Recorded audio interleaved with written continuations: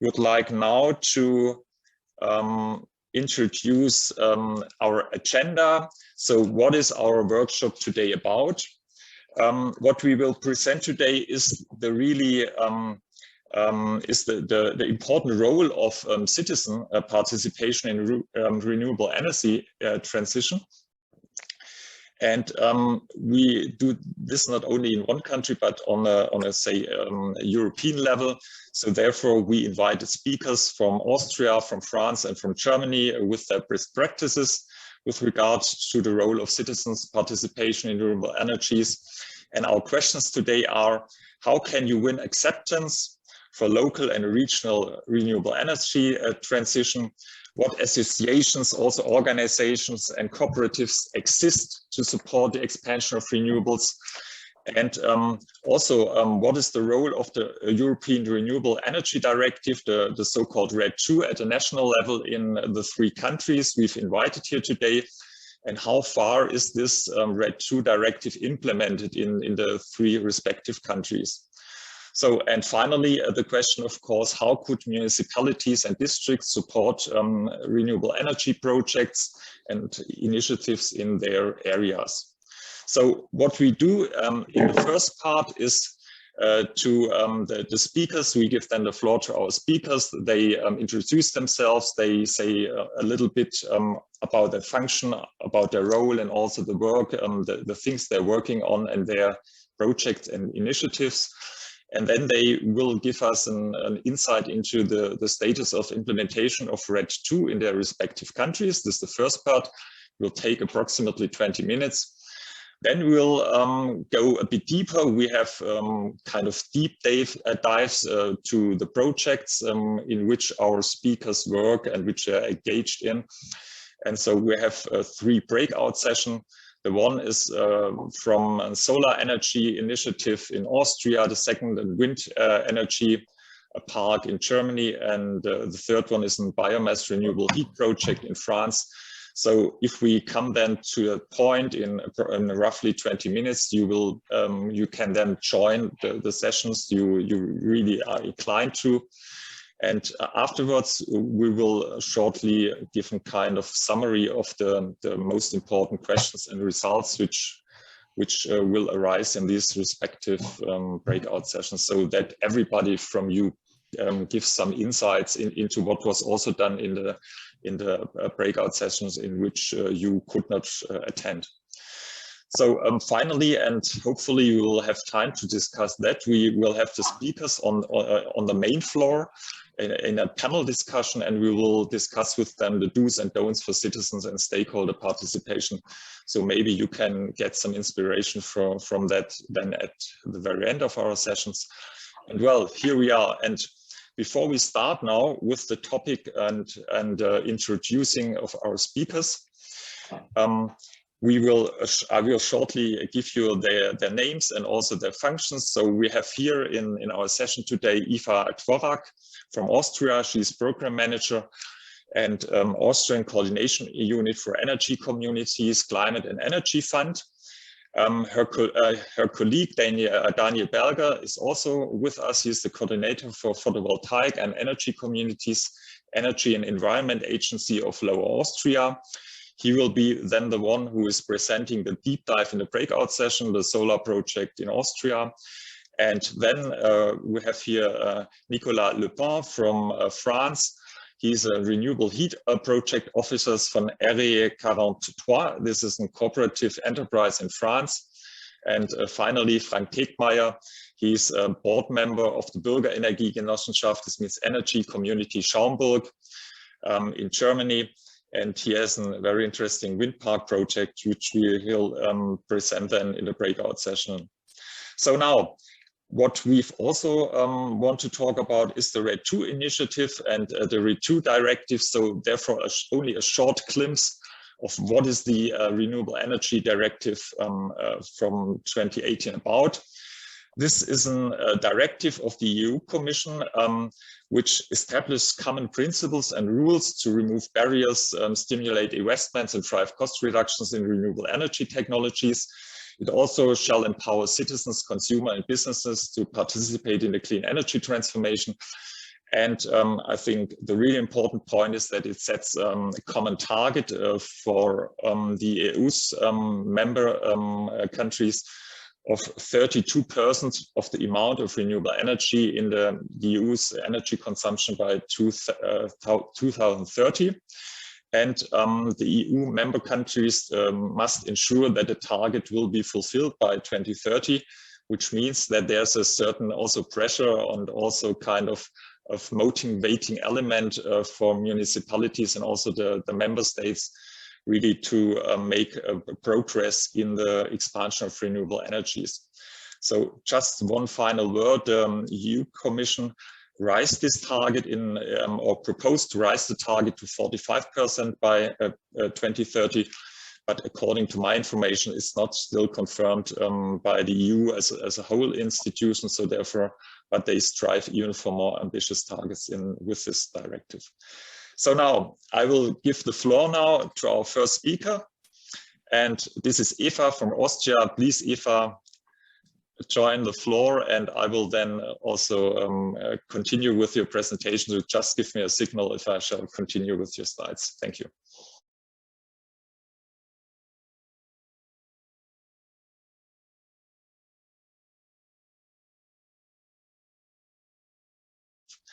So now I will give the floor now to our first speaker. And this is Eva from Austria. Please, Eva, join the floor, and I will then also continue with your presentation. So just give me a signal if I shall continue with your slides. Thank you. Thank you, Edgar. So hello, everybody from my side. I will tell you a little more about energy communities in Austria. Next slide. We are at the Coordinating Office for Energy Communities in Austria, and I will give you a little background. The Coordinating Office for Energy Communities in Austria was founded by the Federal Ministry for Climate Action, Environment and Energy. It is embedded in the Climate and Energy Fund, which has been a very big fund here in Austria for the last 15 years. We do preparatory works to make an implementation as easy as possible, because we try to engage people as much as we can. And we are working closely with the regional public advisory organizations, which you can see on the next slide. Those are 9 organizations. And when you take a look on the right side, ENU, Daniel Berger, who is talking to you later on, he is from the ENO, and he will give you a look at Lower Austria. So the Coordinating Office for Energy Community in Austria has 3 main tasks. The first one is the provision of quality assured information. So we do this with a web page, infographics, explanatory videos, fact sheets, guidelines, FAQs, sample contracts, and best practice examples, of course. If you want to take a look at this, you can take a look at www.energiegemeinschaften.gv.at. The second main part is that we support projects. So we do this with financial support through a funding system and a funding program. But we also do this with pilot projects in all 9 provinces here in Austria. And we take a deep dive into those projects and try to help them wherever we can. This is to do the identification of challenges, regulatory challenges, operative challenges, and it is a very new role here in Austria and here in Europe. And we try to to give a solution-focused support. And we also have a main part in the stakeholder communication. This is on the one hand side, a cooperation program and information exchange with the regional public advisory organizations, which I have shown you before. And we also are a link to the national stakeholders, such as the ministry, the regulator, associations or interest groups. Next slide. Da wurde sie an mich verwiesen. Sorry, I think someone has his microphone on, right? I'm sorry to cut you. It's here. So we already have some first experiences of energy communities here in Austria, for example, energy community in Schneefis. Or I'm sorry to cut you. I think Edgar, I think you are the only one who can shut the microphone off from this person. But who is it? It's shall I denounce him or? It's a Kreis Steinfurt. Okay. Felix Kless. You can have a look on the chat and see which microphone is on. So now, excuse me, Eva. I'm sorry, Eva. Great. I just continue here. Okay. So energy communities are in Austria an instrument for decentralization, decarbonization, democratization and digitalization of the energy supply system as we know it so far. What does it mean, Edgar? We distinguish two different types and they have different characteristics. On the one hand side, we have renewable energy communities, which have been implemented out of the Renewable Energy Directive, RED II. And on the other hand side, we have citizen energy communities, which have been implemented from the directive on common market, on common rules of the internal market for electricity. So therefore, they have different characteristics. The renewable energy communities, they can be established in electricity as well as in other or across sectors, such as electricity, heat, or renewable gas. They are within the concession area of one DSO. They can be local or regional. This depends here in Austria on the grid level and the section where they are based. And they have financial benefits such as reduced grid tariffs or levies. On the other hand side, the citizen energy communities are only for electricity. There are no regional restrictions and there are no financial incentives. Energy communities are embedded in a legal framework. This is the regulatory framework for energy communities. It has passed in July last year. So energy communities are a part of the new Austrian Renewable Energy Expansion Act, which has passed last year. There is also a directive defining the reduced grids tariffs, which I have mentioned before, and it has been enforced since last November. There's also further tax reductions, which is also in force.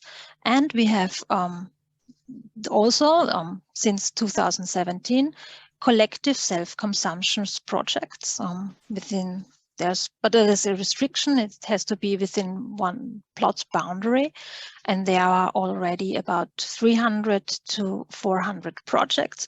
But we can see that they get also a new boost through energy communities. One very specific role has the grid operator here in Austria, because it is also energy communities have a strong focus on the grid level. And on the next slide, I can show you one of our main graphs, which shall show the local and regional energy system, which is based on or has a focus on the prosumer in the center.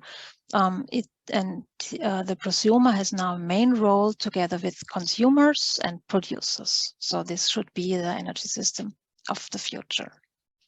Thanks. Great, thank you, Eva. Are there some questions from you to Eva with regard to implementation of RED II or about her approach, organization? You're all fine for the moment? Okay, then let's go on with our next speaker. It's Frank Tegtmeier from the BürgerEnergieGenossenschaft Schaumburg. Please, Frank, the floor is yours. 1 sec, I put my microphone on. Okay, my name is Frank Tegtmeier, and I'm 60 years old, and I'm a board member in the association BürgerEnergieGenossenschaft Schaumburg. We are committed to shaping the citizens' energy transition through local civic engagement and to drive it forward for the greatest possible benefit of all those involved in our region. Yeah, I'm a board member as a volunteer board member. And the next slide, please. you can see our association. We started our work in 2014 with monthly working groups and collaboration in competence teams. We are developing future perspectives for Schaumburg, for our district, in renewable energy from sun, wind, and so on. The mobility turnaround you can see, and the energy refurbishing of buildings means heat turnaround. Everything on the basis of our climate protection concept of our district, Schaumburg. I'm also a member of the board of the Cooperative. You can see as BürgerEnergieGenossenschaft, EG. It's a citizen energy cooperative founded in October 2015. We are currently about in the 200, more than 200 members. And after 1 year, founded in October 15, my part is also, again, a volunteer board member there. And within the scope of the economics activities, our cooperative is committed to the goals of the energy turnaround. We invest in sustainable, ecological, sensible projects and climate protection, and we are actively driving forward the energy turnaround. Everything is controlled by the Cooperative Association, and at the bottom you can see our internet addresses.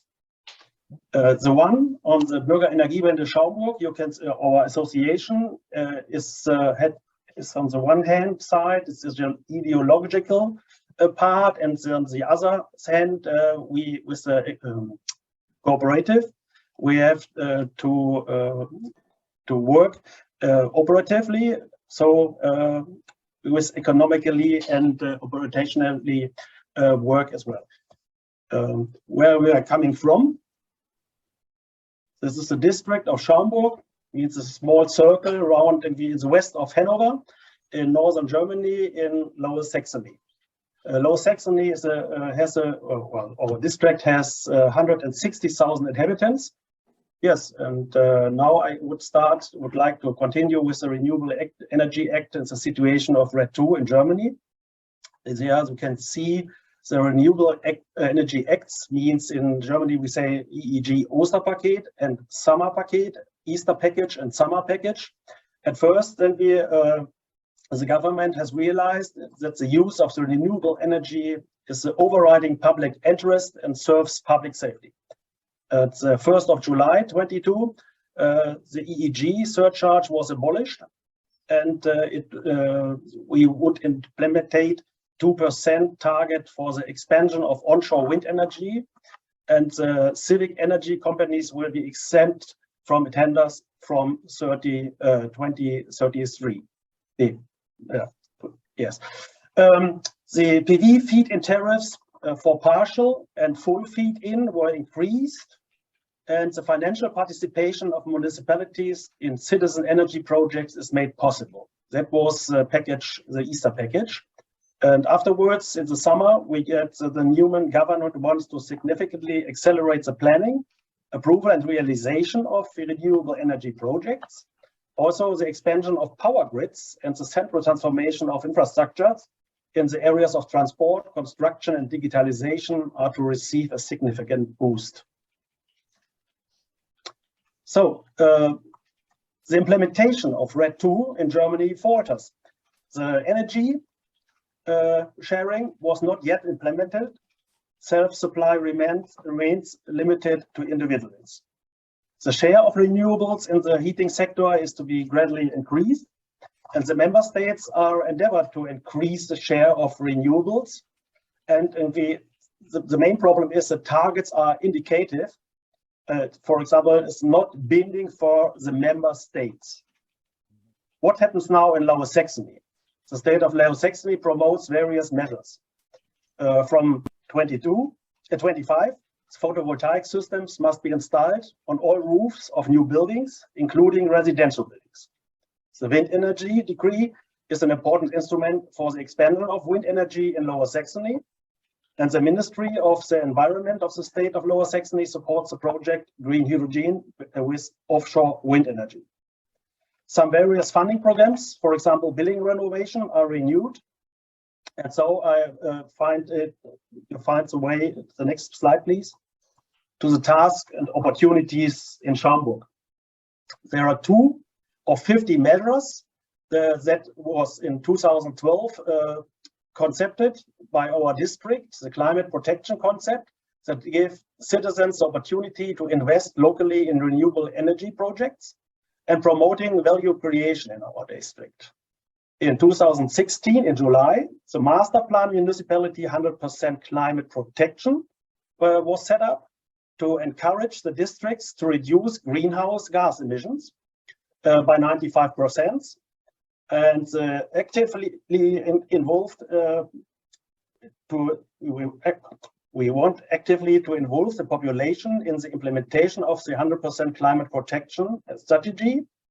And so it is a pioneering municipality in municipal climate protection to be a good example and role model, both nationally and internationally.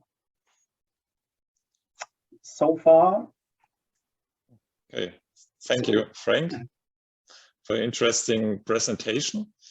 Now, if are there any questions? Do you want to have you any points you would be interested that Frank further explains them? Are you fine for the moment? All right, then let's go on. Nicolas, please. It's yours.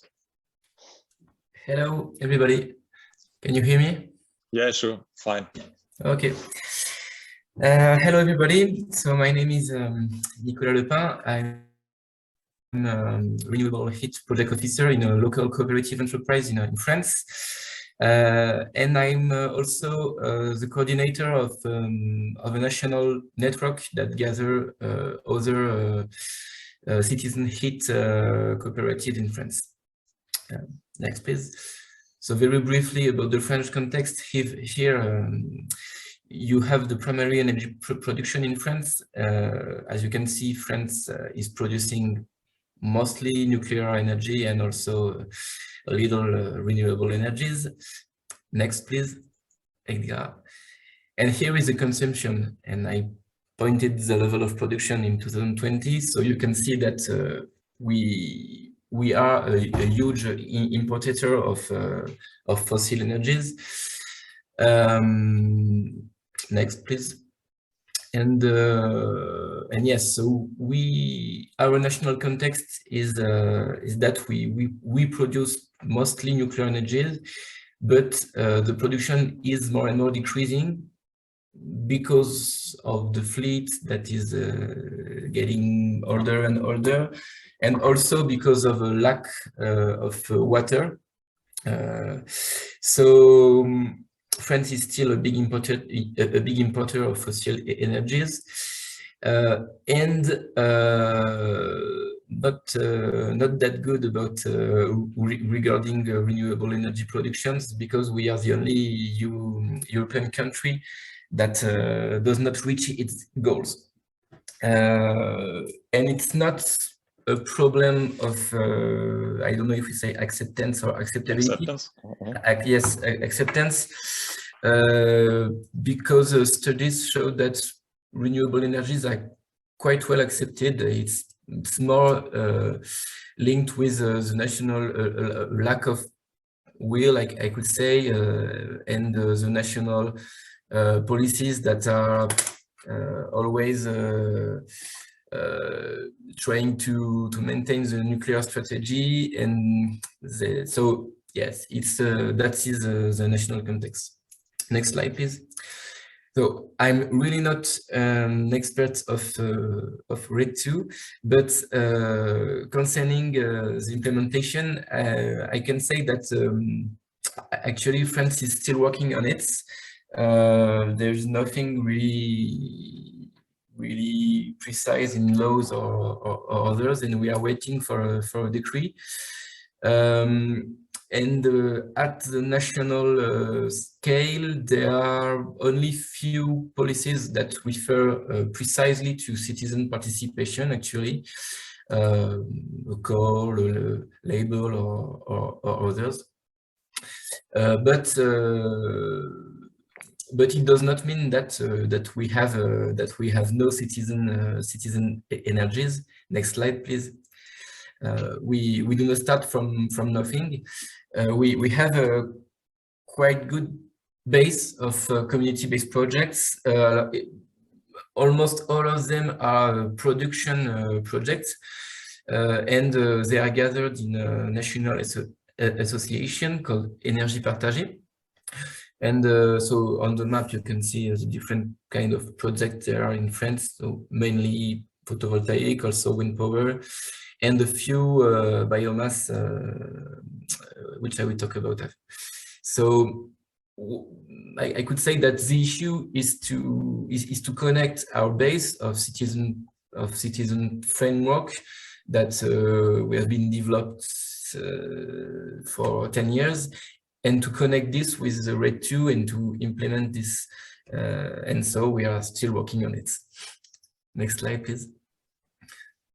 And yeah, really briefly about local or regional strategies. Also, I can say that there are huge disparities between French regions, because, for instance, about heat, there are regions that support and fund projects and give a bonus for citizen participation, and some other are doing nothing about citizen participation, and some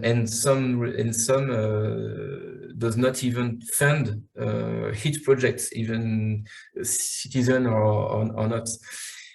So our political context is complicated. There are huge regional disparities, and also when there are policies, they are kind of precarious. Like you have a call for 2 or 3 years, and then it stopped. So it's complicated for actors like us to build a strategy and to develop projects, long-term projects. So yes, that's our framework. And next slide, please. And few words before the deep dive about what we do. So at the local scale, in my cooperative, so we are based, you see, south middle of France, in Haute-Loire, and we were an association raised in 2001, so quite old one, and turned into a cooperative enterprise in 2007 to develop and produce energy and to face what I could say a kind of a lack of public skills and will at the local scale to develop renewable energies. And the cooperative developed both heat projects first, then also PV projects, and so in the deep dive I will focus about heat projects. Next slide, please. Next. Yeah. Yes. So yeah, I will explain what we do, how we do this, how we manage and organize short circuits for wood energy, how we develop, realize, and operate such projects during 15 or 20 years. Next slide. And I will also talk a little about our structuration at the national scale. Since 2018, we are trying to gather our strengths, and so we are gathered in a national network, working together with Énergie Partagée Association, and yeah, I will talk a little bit about this structuration strategy. That's all, I think, for me. Okay, great. Thank you, Nicolas. Thank you. Perhaps one question, is there also some funding on the national level in France? Because what you showed us is more the regional level, and how is it about the national level in France? The national level of what, sorry, again? Of funding, you know. Of funding. Actually, the Energie Partagée Association is funded both at national level and also at regional level. And it's for network activities, supporting, and after that, renewable energy projects, they are funded also by national policies, but there is almost nothing specific about citizen participation. So we have the same rules for citizen heat projects than a big district in a city. Okay. All right, and then there was a question in the chat to Frank. Frank, the question is addressed to you. How are in Germany the people reacting to the announcement of the government to use the nuclear power plants that were supposed to be closed for more time than expected? You know, there was yesterday the Minister of Economy and Climate. He announced that the two nuclear power plants will be driven, I think, 3 months longer. So, what do you think? How does the German public react to that? Yeah, I think I don't know because many people in Germany has the opinion that the law to end nuclear plants in December 22 should be stopped maybe with the act. It was said in 2011. But on the other side, many politicians call for a limited runtime extension. And if it's true that with the stop of the nuclear power plants, the prices will remain on the above level, it should be further on discussed. But I think if France can come back with its power plants and to the market to the end of the year, it would build up in the lower prices on the market. And so I think for myself that it should be stopped in December 22. Okay, all right. Thank you.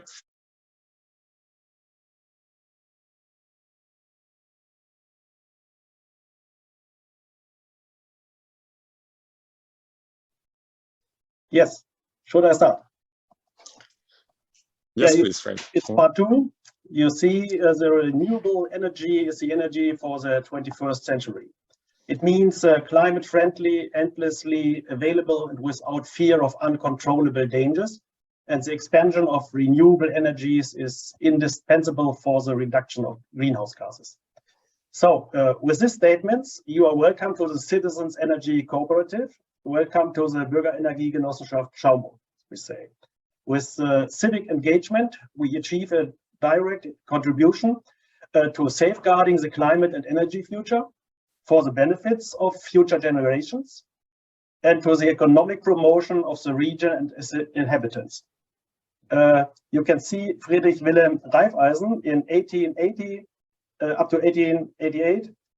His slogan was, "What is not possible for the individual, many are able to do," and this is also our slogan for our cooperative.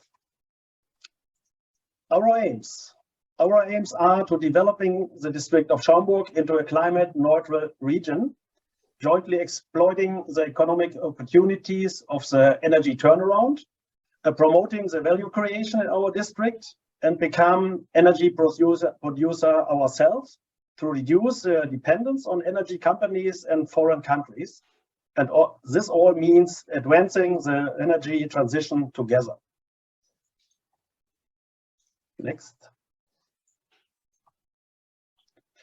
And here are our projects. Our cooperative has built up 3 solar systems.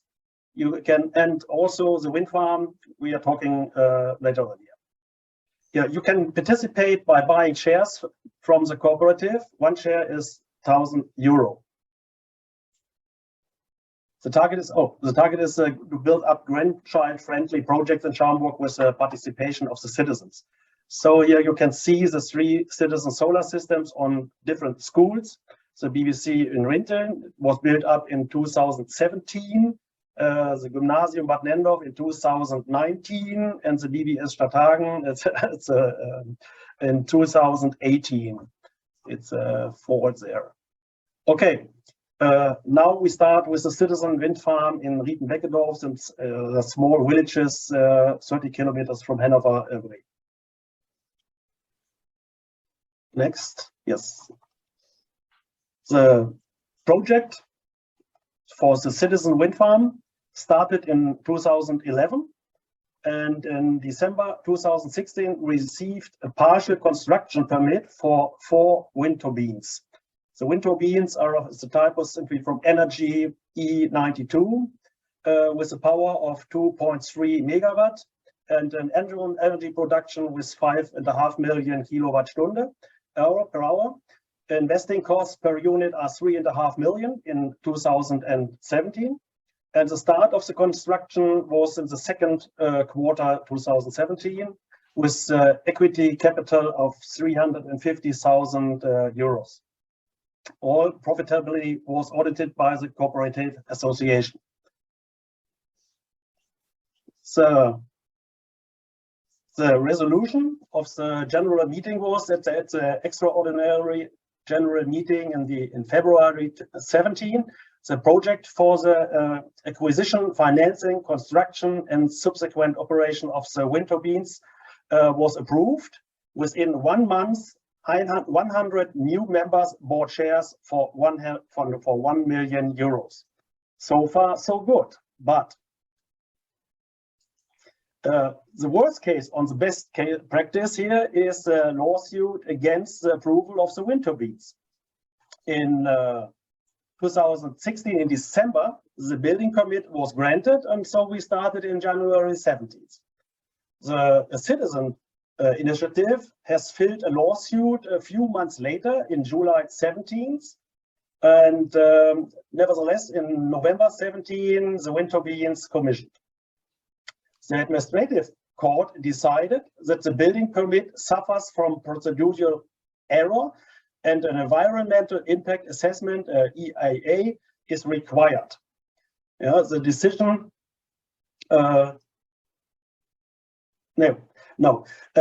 after a complaint of the higher administrative court, they decided that the BürgerEnergieGenossenschaft as affected party was not summoned to the trial, and so we restart our wind energies. In June 18, you can see it on the slide, and we had to shut down the wind turbines, and it was rejected to the administrative court in February 19. And the administrative court decided that an EIA is required, and so the shutdown of the wind energies follows. In September 19, the environmental impact assessment. Oh, different.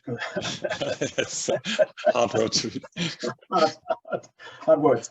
It was completed by the authority in our district, and you can see that in April 20, the EIA procedure was completed with the public participation to the end of December 19, and the wind turbines are going back in August 20 into operation.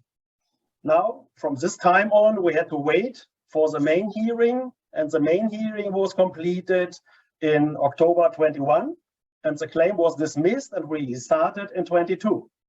With all you can see on the blue screen there, the total downtime of the wind turbines were more than 22 months, with revenue losses from standstill about 400,000 euro per year, and costs for lawyer and landscape designers around about 40,000 euros. Yeah.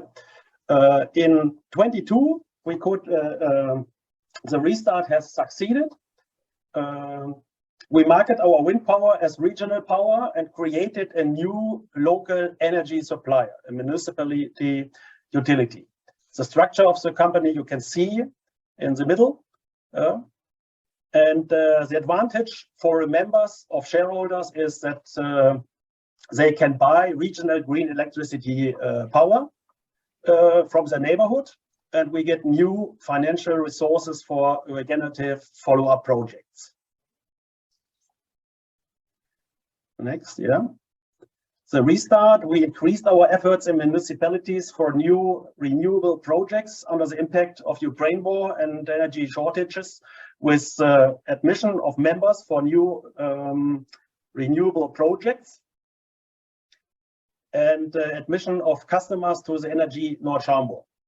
Yeah, we started a new wind energy project in the last few months in a municipality in our district with the support of local politicians to find out what citizens want. Also, soon we will start with various information events for the public with a project partner, and to do this all for higher acceptance and for more local value creation. The fact is that with the decentral power generation in communities, we reduce the dependence on uncertain global energy imports, as well as on large energy companies. So how can we recruit our members? The basis always are the informations. We show the advantages on the meetings, and we discuss the disadvantages, and we'll get the acceptance from the public, and the acceptance comes from participation. We mean those who can participate identify with the projects. And for example, the municipalities can also have benefits. They could buy cooperative shares and receive dividends, for example, or they receive trade taxes or receive a financial participation. Our EEG, Renewable Energy Act, paragraph 6 says amounts totally 0.2 cents per kilowatt hour they can get, and of course the local added value increases. Next. So if you want to have more information, visit our homepage. Okay, you can see it here, bench.de. It's our homepage, and that's it what I want to say. Okay. Great. Thanks a lot, Frank, for your presentation and very interesting points. So I now would like to ask our audience, have you any questions? You can also, we're now in a kind of a room for our own. You can just raise your hands and also ask questions to Frank, things which you're interested in, for example, how citizen participation work, what worked fine, what not, or so. Are there any questions with regard to his wind park project and citizen participation in his case? All right. Please raise your hand or write something in the chat. Okay, not for now. Then perhaps, Frank, I have some questions. Oh. So, for example, the municipality buildings you also showed us. How did you get to the roofs? How did you succeed to get the roof areas for your projects? How did that happen? Yeah, it's easy doing. You have to ask them, the district, the main persons there, to ask for the roofs and to show the advantages for them, because for example, these 3 schools, you can find a great possibility to build it up, and it's for the with small prices for the electricity. It's so they save money. Cheaper as a power from the main municipalities in the public. Yeah. Okay. For example, they get the power from us for 12 or 13 cents per kilowatt, and if you would buy it by the municipality utility nearby, you have to pay now 32, 33 cents, and this is the main advantage, that they can get the power really cheaper. Okay. And for us, it's the building up with profitability to the cooperative. We have a win-win situation. We get a small dividend for our members, about 3 or 4% we calculated. Yeah. Therefore, everyone is is great and angry, has great pleasure with this system. Okay. No, fine. That's great. And so you talked directly to the municipality representatives in this case, or to the school, the people, or who? Okay. Yeah, to the persons in the municipality in the district. Okay. There is. We want to talk to the main director in the school, but the schools in Germany here are part from the district. Yeah. Okay. They are working not for themselves. Okay, great. They're part of the district. So yeah. And so via the district you got access, and this means the district supports your work and you as an energy community. Yes. If they see the advantages, they follow us, sometimes or not. But in these 3 cases, they follow us, and we get some profit, and they got their profits in the next 25 years, because this is a runtime of our solar systems. Okay, great. And so what did you do with regard to energy participation? What did also worked well? So except for the fact that you made this financial participation, with the shares in your energy community, what else did you do? Did you also get in touch with civic organization, or which are, for example, Fridays for Future or organizations like that, which support you, to get acceptance within the population, or what do you do on this side? Yes, Fridays for Future, we started a few years ago, and Fridays for Future people, they had mostly the same ideas we have. Therefore, with the support from Fridays for Future, we have also.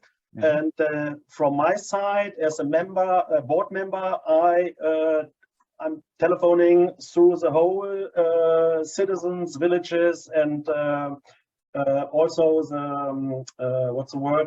the joint municipality, and ask there for any roof who is with a roof that is great enough for building up a great enough solar system. Okay. Okay. But there are also some talks about the wind energy. So the wind energy in Germany is it's different to or it's difficult.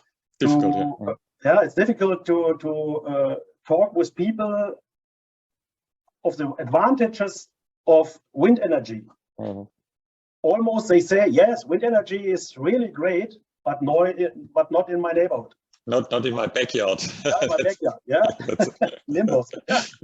Not in my backyard. Yeah, that's a word. Yeah. Okay.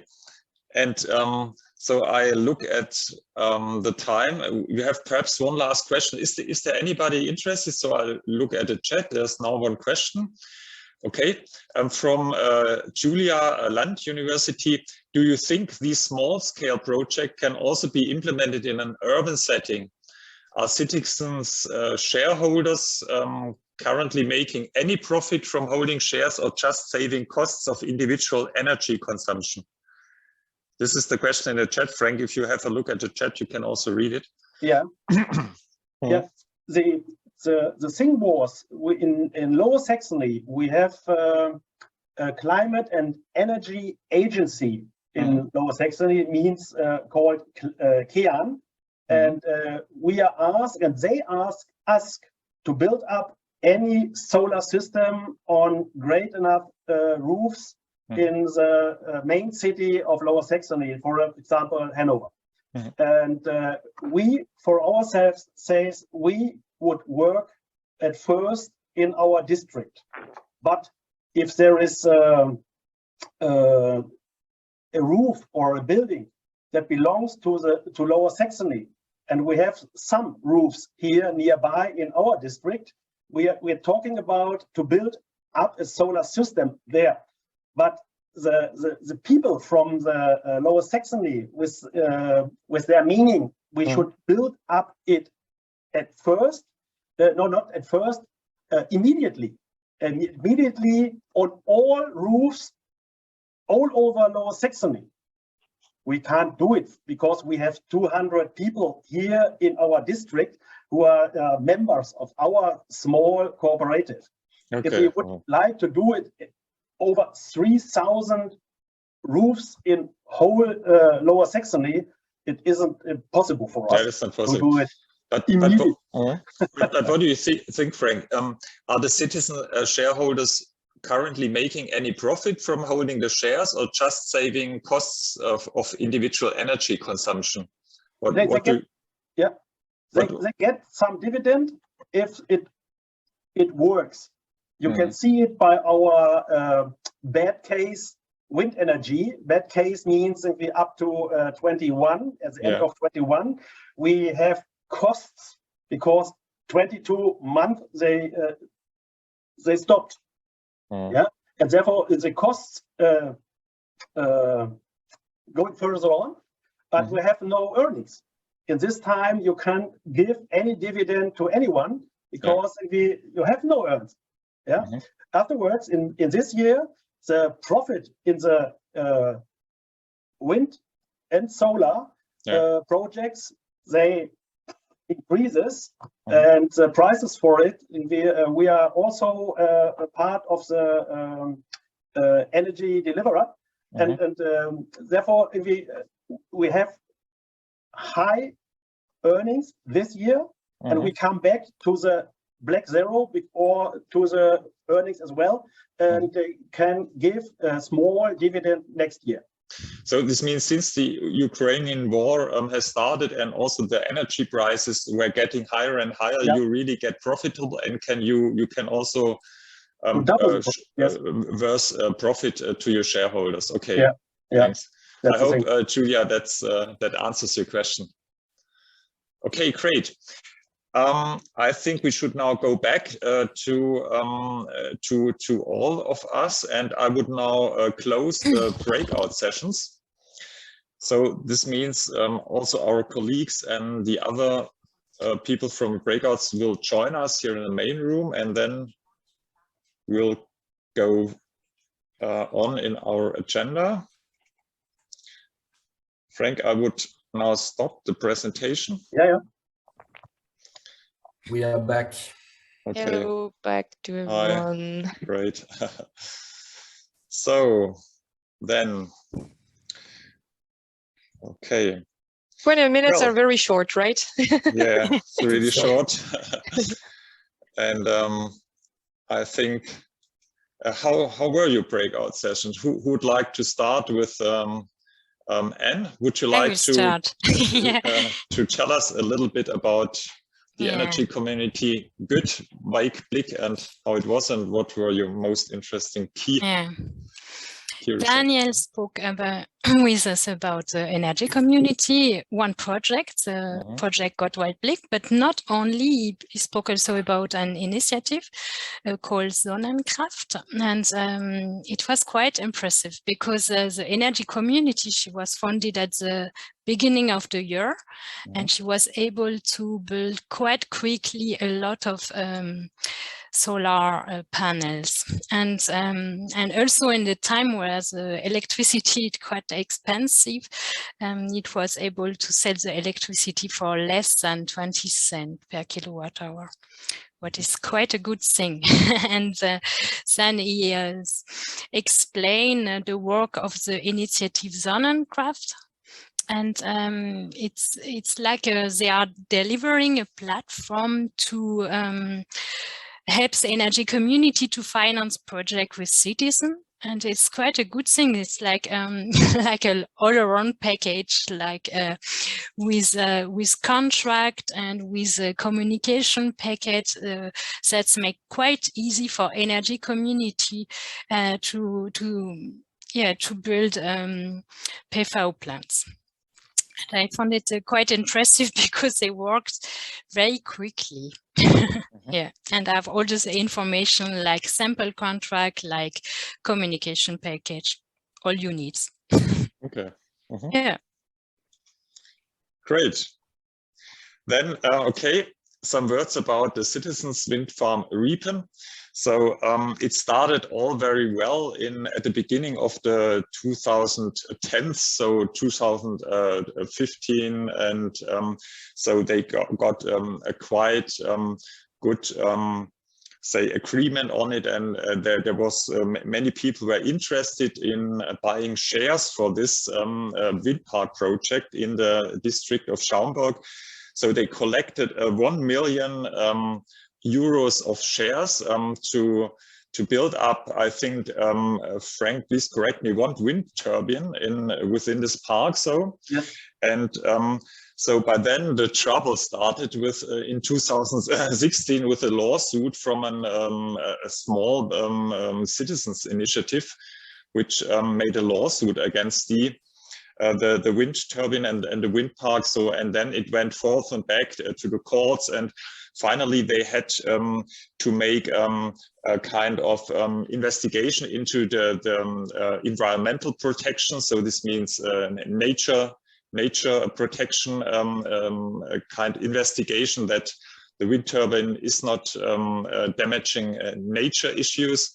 So, but they won all these suits, but also they could also now start in 2022 really running the wind turbines. This means they had now 5 years or 22 months in which the wind park did not really work. And this brought losses to them of 400,000 euros. And per year. Per year.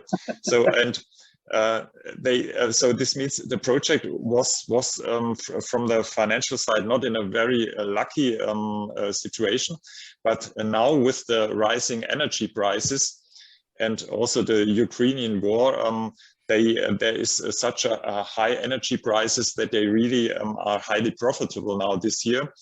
And so they're looking forward to compensate these losses within the next, I don't know, one or 2 years, and then remain really profitable. And that's so it's the good news. And there was also citizen participation. We talked about that. It was the financial participation of these inhabitants of the region, which really contributed to the acceptance of the wind park. But they had also support from the district, from the people, from the administration of the district, and also from some people, for example, with the PV roof projects, also from schools and from the administrations which supported them with areas for roof PV, and also from the society, Friday for Futures, and NGOs like that also supported their initiatives. So they have a quite good backing in society also for their energy community. So I think this was more than 2 minutes, so therefore, please, Ellen, continue. Yeah, so in the breakout sessions of France, we heard Nicolas Lepin speaking about CAIC23. And what I think what was interesting, so CAIC23 is a cooperative enterprise. So it's a very special a kind of a cooperative, and they develop both heat projects and wind projects as well. And heat projects are more sorry? Photovoltaic. Photovoltaic, sorry, PV. Thank you very much. Photovoltaic and yes, exactly. And now they have almost 20 projects on, correct me please if I'm wrong, like 50 square kilometers around. And they are heat producers and suppliers, and they are developing modular systems for renewable heats. So they are then selling those heat modules to private actors, but also public actors. And what is interesting in this cooperative enterprise is that the citizen can also participate in it. Of course, not in the very operational or on the creation of the modules, but they can participate to funding the project. They can communicate, help with new projects to be developed, so they can really influence the development of projects in the cooperative. And what I found as well very interesting is that all the profits are directly reinjected in the cooperative. So they are like, it's a non-profit organization. And yes, what I found also interesting is that the cooperative was at the beginning created to fill the gap that was led by the lack of capacities from public authorities and from also private firms, because this cooperative is located in a rural area. And yes, last but not least, the cooperative is involved since 2018 in a national network which exists in France, which is called Énergie Partagée, and which brings together like small renewable energy projects and with a citizen participation.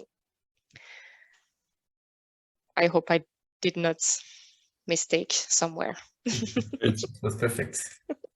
Thanks, Ellen. Thanks. Fine. So I have one question. What shows us this picture from the energy community RE43? Sorry, what can you see on the picture? The picture. Yeah. What shows us the picture? I see the truck and the small buildings.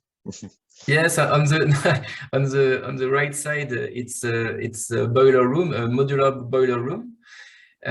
So you have the boiler, and you have the silo. I don't know the English word. The place where you store the wood chips. And on the left, we developed a special truck system to deliver wood chips in those storage room. Is a storage under the in the cellar? Yes. Ah, okay. And you have also a network, Nicolas, to transport heat then to the buildings, or how it functions? Yes, exactly. It depends. Some boiler rooms are connected just to one big building, like, I don't know, a retirement place, home, and some are connected to district networks to supply different kind of housings. Can be public places, can be also private houses or firms. Yes, and we produce, we supply, we produce, and we sell the heat to consumers on the same base than compared to electricity. Like you pay what you consume. And how many households or how many people can this system provide heat for? It depends on the power you put in. And this example, which is shown here on this picture? This one is 120 kilowatts, and it's supply different houses, kind of center of leisure. Okay, a leisure center. But we have places, we have projects with 2 or 3 like this, that supply the center of a village, for instance. Oh, okay, great. Thanks a lot. You're welcome. So,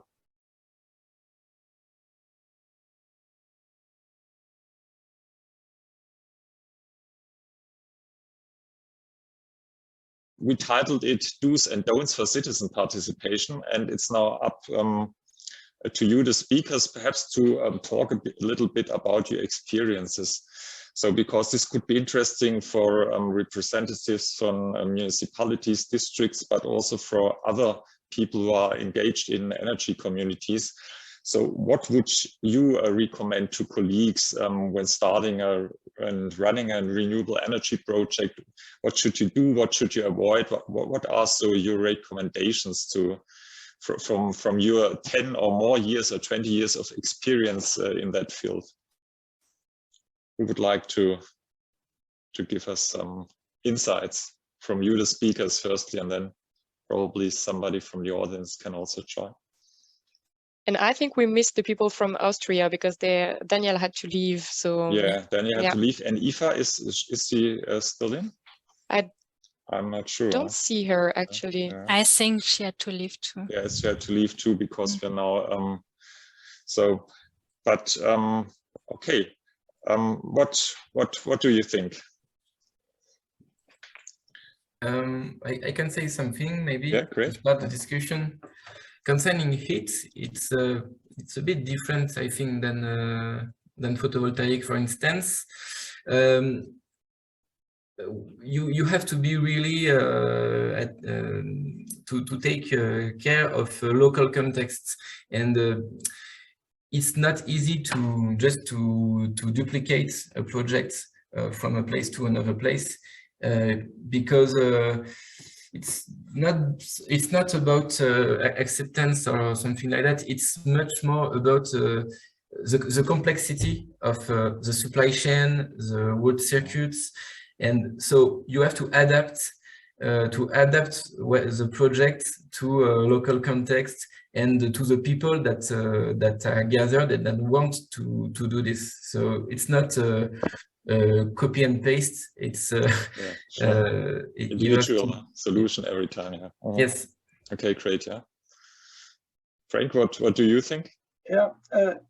As I show you in the slides, I mean, my experience is you have to inform every time, every day, if you want to have the support from the people, from the public.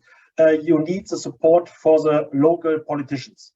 Yeah. Yesterday evening, I had a talk with a member of our parliament in Lower Saxony, with the German SPD.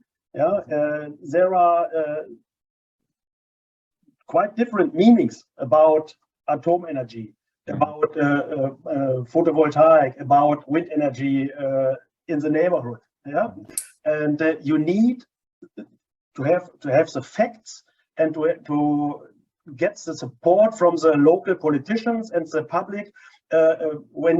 If you say what are the disadvantages and to discuss the disadvantages, perhaps the disadvantages, and you have to show all the members there in the neighborhood what are the advantages at all. Yeah, that's it. You can't only get the support if you inform about the facts, and that is the basis of all. And Frank, what do you think? Are people nowadays quite well informed about the advantages of renewable energies, or are there still so many prejudices and, old bad wisdom, I would say, from the 2010s or even the 90s, because there was a big lobby who fought against the renewables. So what do you think? How is the situation today? Yes, with the increasing prices after the Russian war against the Ukraine, most of the people now see what happens at the electricity power, the gas power, everything, every price increased. Don't know if it still remains in the next 12 months, for example, but they knew that there is that we need the renewables, and it's not longer cheap for them to buy any energy. Yeah. Okay, this means the price is one of the most convincing points you can make here in this discussion here. Okay, sure. And now, Nicolas, Hélène asked you about the situation of the wind energy in France. How do people react towards wind energy in France in general? What do you think? How's the situation there?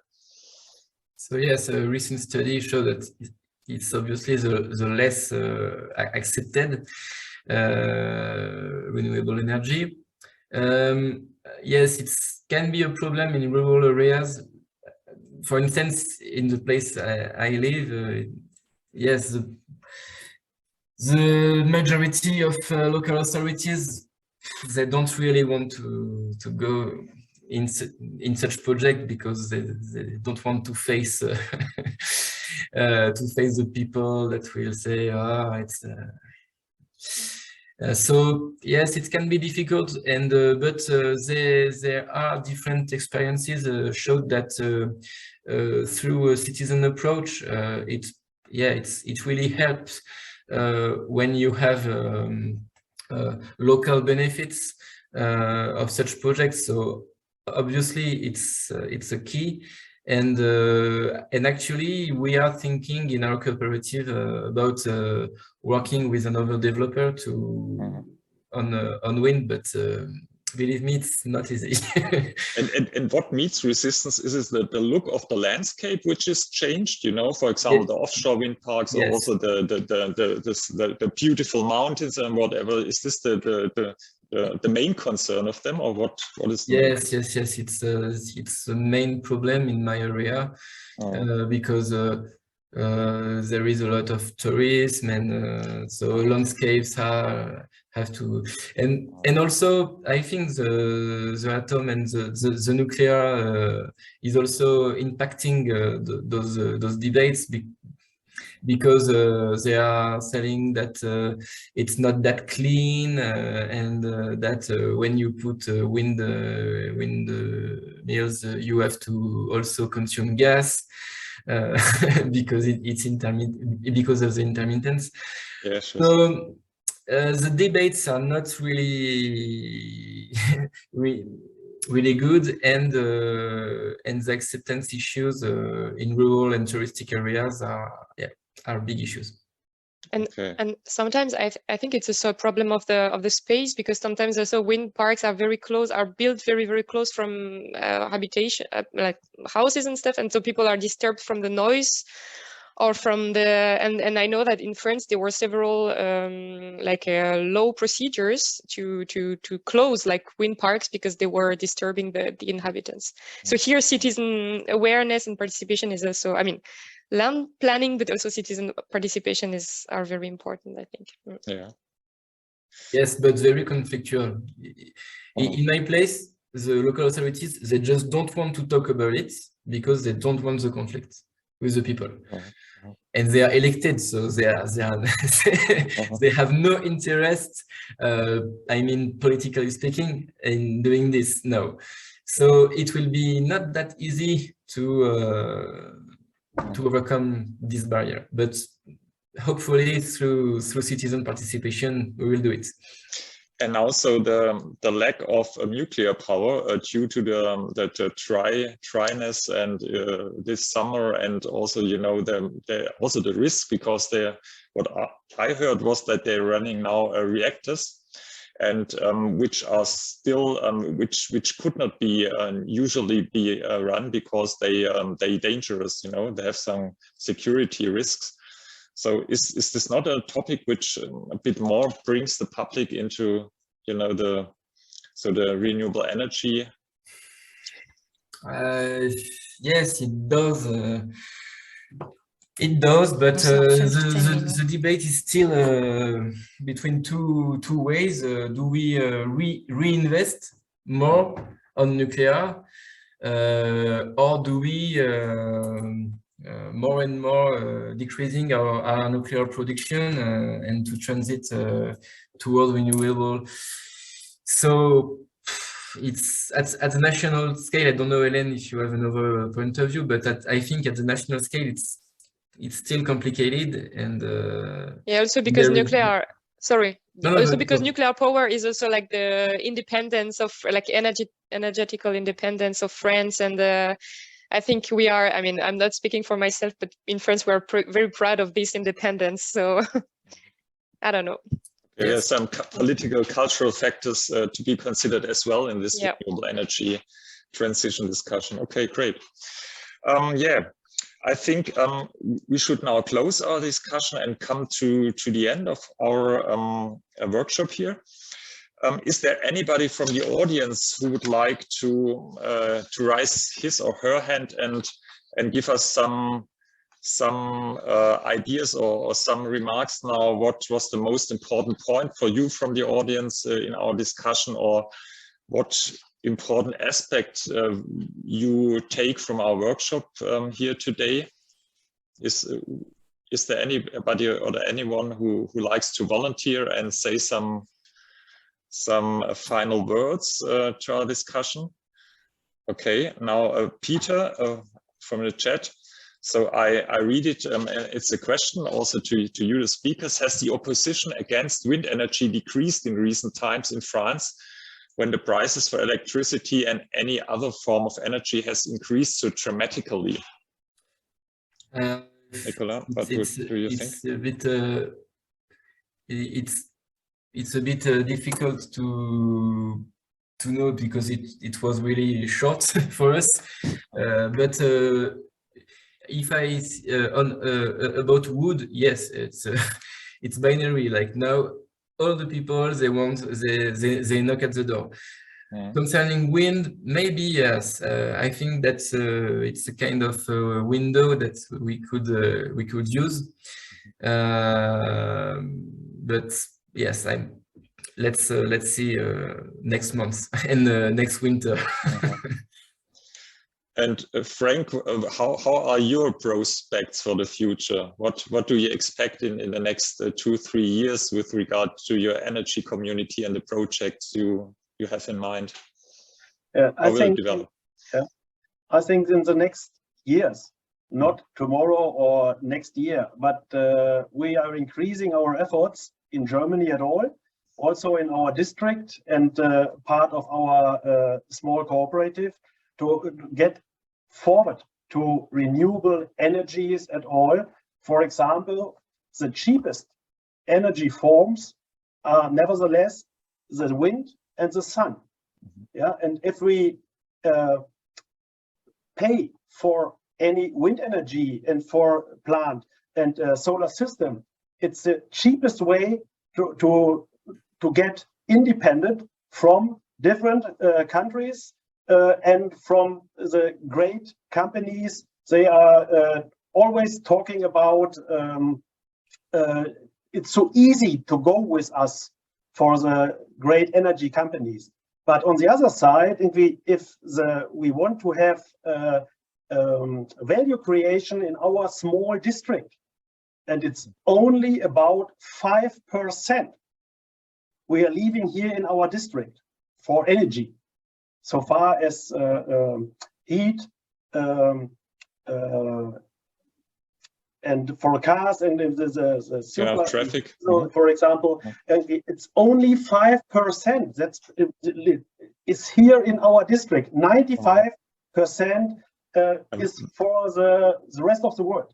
For example, Saudi Arabia or Qatar or what else? Yes, and that's simply, for me, it's the cheapest and the easiest way to get any independence from others. Okay, great, thank you. This could also be the last word now for our conference. Thank you. Time has really passed quickly now, and So we're really sorry for the being late now due to the technical problems. I hope you had nevertheless now a really nice and interesting session here, you as the audience.